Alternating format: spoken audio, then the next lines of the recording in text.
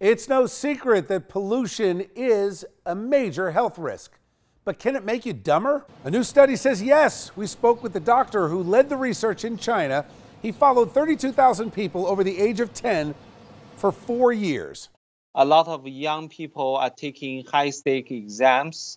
If during the high-stake exams, there are certain environmental stressors like air pollution, like heat wave, affect males and females differently, that will be having a longer-term effect onto the labor market. Joining me now is Professor Getty Minelis, who is a Rutgers professor in the Department of Environmental Sciences. Professor, welcome to Chasing News. How are you? Good afternoon. My pleasure to be here. You read the article about the Yale report. Do you support that conclusion? So this is a report about I think, very important environmental problem, and that is environmental air pollution. Because if you look at the statistics worldwide, it's about 7 million premature deaths every year due to air pollution. And what they are finding that increased air pollution, they see a decrease in the scores of these tests. And that decrease is especially pronounced in older people and men compared to women. Professor, isn't that finding somewhat obvious that if you're exposed to bad air, it's going to have some bad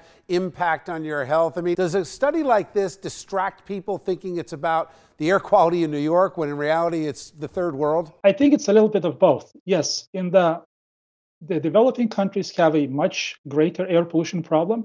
And at the same time, we still do as well. People in China walking around with masks. Should New Yorkers be doing the same thing?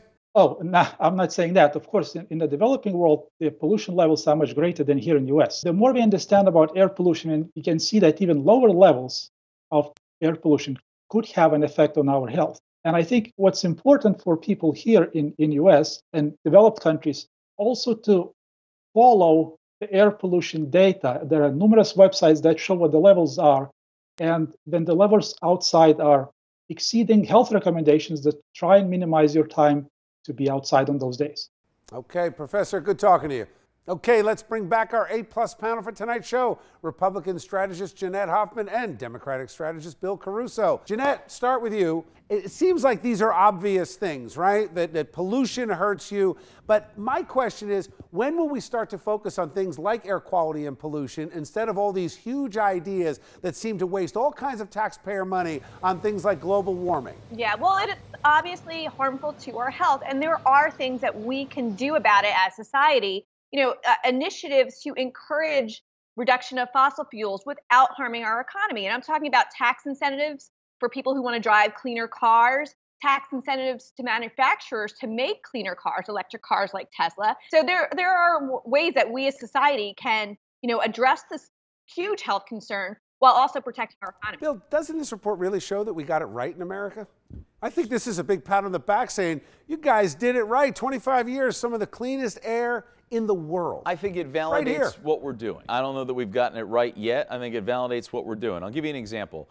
There's this whole fight, and I subscribe to where Jeanette is. There's this whole fight going on against coal right now, okay? And there's an argument to be made of whether you can get the clean coal or not. But what we've done is we've shifted this. I remember conversations about, hey, we're going to switch over coal plants to natural gas, right? And that's going to help improve our climate. That's going to help improve the pollution issues. Well, now we're fighting against that, and we're fighting, to Jeanette's point, in practicality, right? We can't have solar everywhere yet. We can't have wind everywhere yet. We can't go to that place. So rather than move forward, we're stuck in the mud. But that's exactly my point. We already have natural gas. We are the #1 producer in the world. It's why we have such clean air and water. And nuclear.